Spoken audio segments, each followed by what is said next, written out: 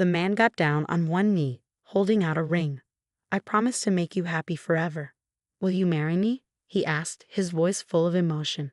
Tears welled up in the woman's eyes as she smiled and said yes. To anyone watching, it might have seemed like a sweet, picture-perfect moment, but I knew the truth about that guy, and this was far from a happy scene for me.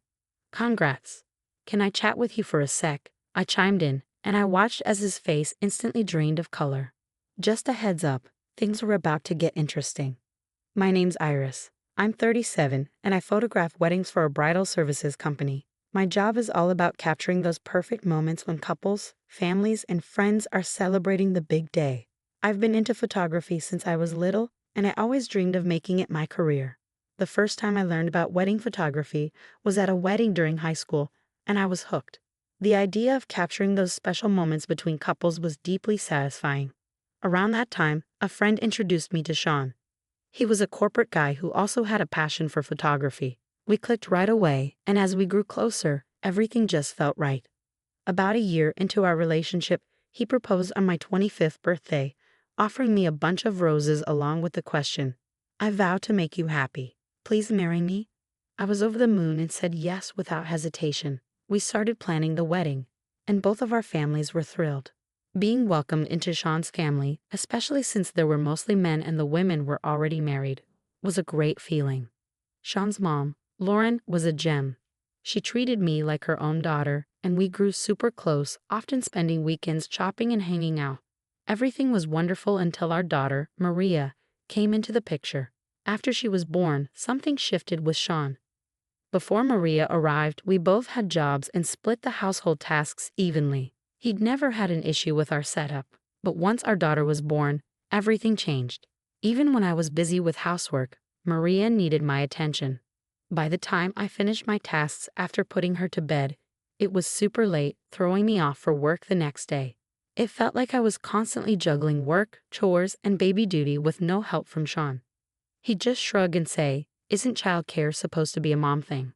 He wouldn't pitch in with our little one at all and started slacking on his share of the housework. I tried talking to him about it, saying, "Can you watch Maria for a bit? I've got some urgent work stuff, and the house is a mess." But he'd make a face and go, "Nah, I'm beat from work. Just multitask with Maria. Isn't it a mom's job to look after the kid?" Frustrated, I snapped back, "Step up your game. I'm doing the best I can. Plus, you've been letting things slide too, like forgetting the trash and leaving the bathroom dirty." He retorted, "You always pull the kid card to get out of chores. You've been doing the bare minimum, like getting takeout and cutting corners on cleaning." It was infuriating. Kids have to be the priority, but if Maria got sick, I'd have to take time off, which could annoy my coworkers. Quitting my job wasn't an option because we needed the paycheck, so work came before house chores. I just wish Sean would step up with Maria. I never imagined he'd act like this after we had a baby, but with him checking out, I was left to handle everything on my own. The idea of splitting up crossed my mind with all the stress, but thinking of Maria, I just couldn't go through with it. Then one day, I reached my breaking point and passed out right at our front door. When I woke up, I was back in bed, with Lauren sitting beside me, looking incredibly worried. "Oh, Iris, I'm so glad you're okay," she said, relief evident in her voice. "Lauren, why are you here?" I asked, confused. "I tried calling, but when I couldn't get through, I came over and found you right at the door. You scared the life out of me," she explained. She then told me that she'd been taking care of our daughter since I blacked out. Tears streamed down my face as I told her everything about Sean's lack of help with our daughter and around the house. She was livid. Within minutes, she called her husband, and soon enough, my father-in-law, Mike, showed up, apologizing for Sean's behavior. When Sean got home, he received an earful from both of them. I'd never seen them so fired up. Sean just sat there, looking like a deer caught in headlights. After that intervention, he really stepped up with helping around the house and taking care of our daughter. My health improved, and I couldn't be more grateful to my in-laws for stepping in. Thanks to them, things were finally looking up for our marriage. Or so I thought. Fast forward a few years, and our little Maria was now 10. It was just the two of us in our apartment, while Sean had been away on a work project for the past 3 years. Apparently, he was the man for the job. We decided not to move with him since Maria was just getting settled with her new friends. We did our best to stay connected, using FaceTime and Zoom, but about a year ago, things started to feel off. Sean became more elusive, often taking hours to respond to my messages, even on weekends. When I asked what was going on, he'd brush it off, saying I was just taking a break. What's the big deal? He also grew distant with both Maria and me. One day, she eagerly said, "Oh, can I see you next, Dad? I've got so many stories about school and my friends." All he responded with was, "I'm married and at work right now. You'll have to wait. Talk to your mom about your stuff." I snapped, "Seriously? She just wants to chat. Can't you make some time?" "I told you I'm snowed under. I've got no time for chit-chat." "Let's not go over this again," he retorted, clearly not interested. Even though he was miles away, he'd always sent gifts for Maria's birthdays and holidays. But recently, he started making excuses, like not knowing what to get or being short on cash. His change in behavior had me worried, and poor Maria was taking it hard. Just when I was trying to figure things out, a friend from school invited us to Disneyland.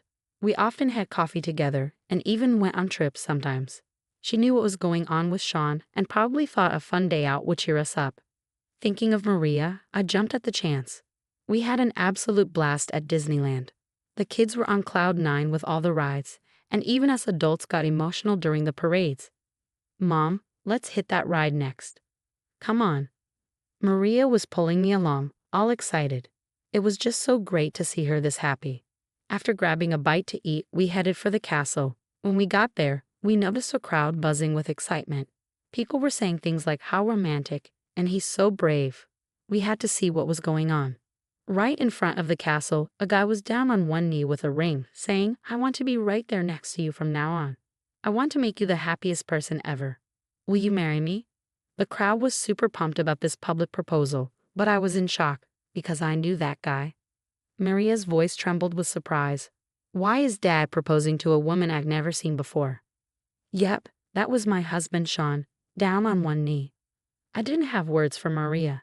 Instead, I asked my friend to keep an eye on her while I made my way over to Sean and the mystery woman. When I got close, the woman gave me a puzzled look and said, "Can I help you?" Sean, on the other hand, looked like he wanted the ground to swallow him whole. Keeping my cool, I said, "Hi there. I'm Iris, a wedding photographer, and you two look picture perfect. Mind if I snap a few shots?" Her face lit up. "Really? That's awesome. How about an interview for a magazine piece too?" Before Sean could say a word, she chimed in, her excitement bubbling over. "Absolutely," I said as I turned on my voice recorder. Always have it with me because of work. Turns out, her name's Christina, a good 10 years younger than Sean. She even introduced him to her folks. He told me he was divorced, having escaped a terrible marriage. He's been nothing but wonderful to me. His ex sounds like a real piece of work. But I'll treat him right, she said, her voice full of conviction. I watched as Sean squirmed, and then I took a bunch of pictures, including shots of their new rings. After swapping contact info and promising to circle back if the magazine was interested, I left them. Back with my friend, she looked worried. "What was that about?" she asked. I just shrugged, not wanting to get into it. As Maria and I headed home, my phone blew up with calls and texts from Sean.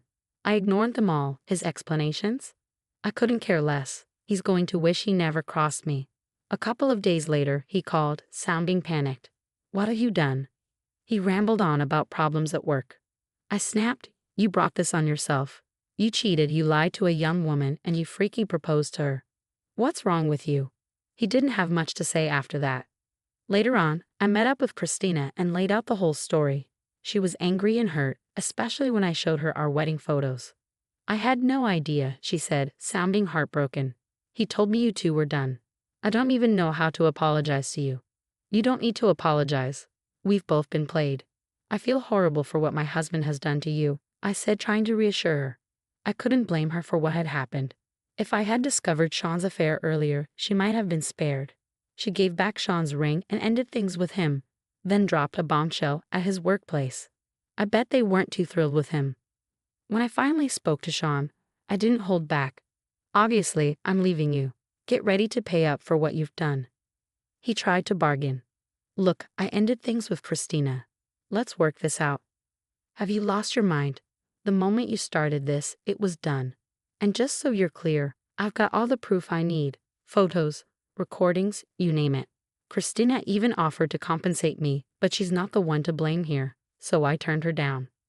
Christina handed over their text messages and photos as evidence. Just so you know, I've shown everyone the evidence of your affair. Both our families know, and trust me, they're livid. Sean, sounding desperate, said, "Look, I'm truly sorry. Being on my own made me do stupid things, but a divorce? Think about Maria. It's going to be rough for her with just one parent." I couldn't believe he'd go as far as proposing to someone else while we were still married and then use our daughter to try and make things right. I fired back, growing up with a dad who cheats is a whole lot worse than having a single mom. I'll take care of her. And just so you know, she thinks it's weird you're with someone so much younger. She doesn't want to see you anymore. He barely managed to say, "Can I just talk to her once?" But I've had enough. Stop it right now. The only fatherly thing left for you to do is pay child support and keep your distance.